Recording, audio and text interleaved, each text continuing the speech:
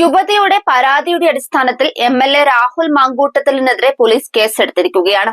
അശാസ്ത്രീയമായ ഗർഭചിത്രത്തിന് നിർബന്ധിച്ചു, ബലാത്സംഗം തുടങ്ങിയ ഗുരുതര വകുപ്പുകൾ ചുമത്തിയാണ് കേസ് രജിസ്റ്റർ ചെയ്തിരിക്കുന്നത്. തിരുവനന്തപുരം വലിയമല പോലീസാണ് പ്രാഥമികമായി കേസ് രജിസ്റ്റർ ചെയ്തത്.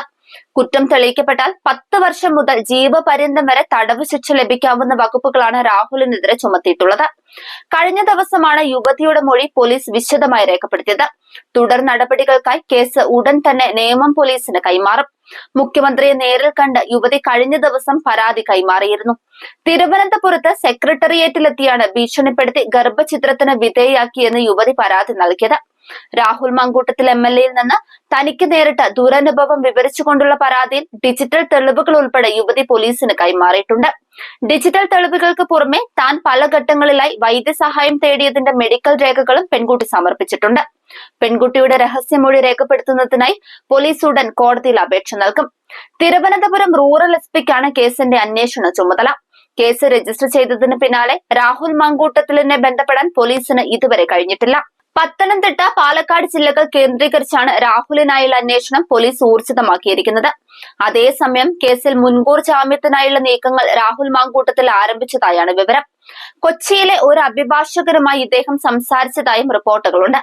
നേരത്തെ ഗർഭചിത്രവുമായി ബന്ധപ്പെട്ട ശബ്ദരേഖകളും സന്ദേശങ്ങളും ആരോപണങ്ങളും പുറത്തു വന്നപ്പോൾ തനിക്കെതിരെ ഏതെങ്കിലും തരത്തിൽ ഔദ്യോഗികമായി പരാതിയുണ്ടോ എന്നായിരുന്നു രാഹുൽ മാങ്കൂട്ടത്തിലിന്റെ പ്രതികരണം.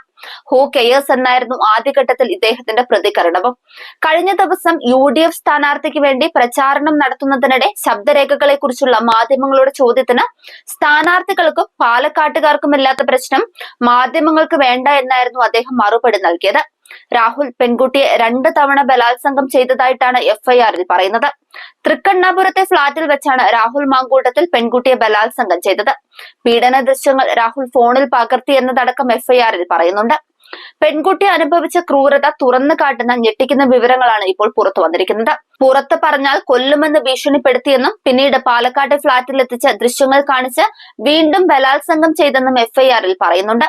2025 മെയ് 30-ന് രാഹുലിന്റെ സുഹൃത്ത് തിരുവനന്തപുരം കൈമനത്ത് വെച്ച് പെൺകുട്ടിക്ക് ഗർഭചിത്രത്തിനുള്ള മരുന്ന് നൽകിയെന്നും FIR-ലുണ്ട്.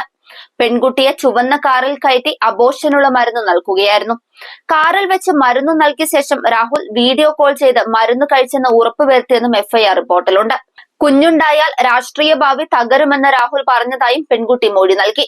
ഗർഭഛിദ്രത്തിനായുള്ള മരുന്ന് രാഹുലിന്റെ സുഹൃത്താണ് ബംഗളൂരുവിൽ നിന്ന് എത്തിച്ചതെന്നും യുവതി പറയുന്നു. നിർബന്ധിത ഗർഭഛിദ്രത്തിന് തെളിവുണ്ടെന്നും മെഡിക്കൽ രേഖകൾ ഇതിന് തെളിവെന്നുമാണ് അന്വേഷണ സംഘത്തിന്റെ വിലയിരുത്തൽ.